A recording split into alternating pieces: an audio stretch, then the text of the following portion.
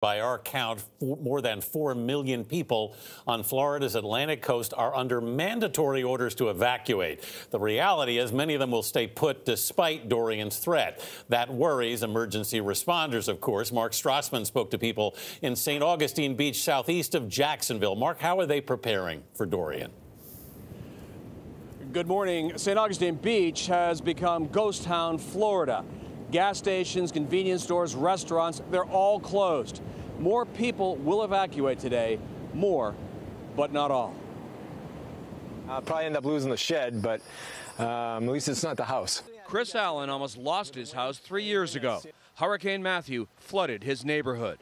He says more than a foot of water poured into his home. We lost everything. We were out of our house for over a year, just about a year. Financially, it killed us. Allen's leaving for Dorian.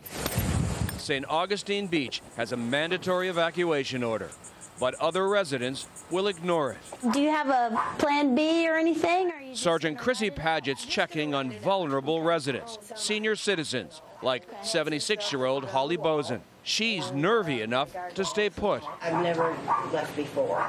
Okay. See, and I'm not going to start. Mandatory evacuation orders now apply to roughly 700,000 coastal Floridians aged 65 and up. But no state law lets Paget enforce it. Frustrating? Yes, because they are in the, most dangerous, the most likely to flood or high winds and everything like that. Don't mention floods to Chris Allen.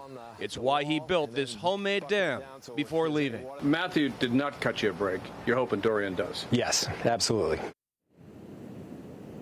Back live now with the churning surf here in St. Augustine Beach, which these waves will probably get even bigger as the day goes on. Here's what Chris Allen told us about his experience with Hurricane Matthew. That is, had it not been for Matthew, he probably would have stayed put for Dorian.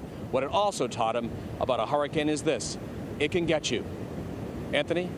Mark Strassmann, thanks. You can get updates on Hurricane Dorian around the clock by using our CBS News app. You can also find our streaming service CBSN at cbsnews.com.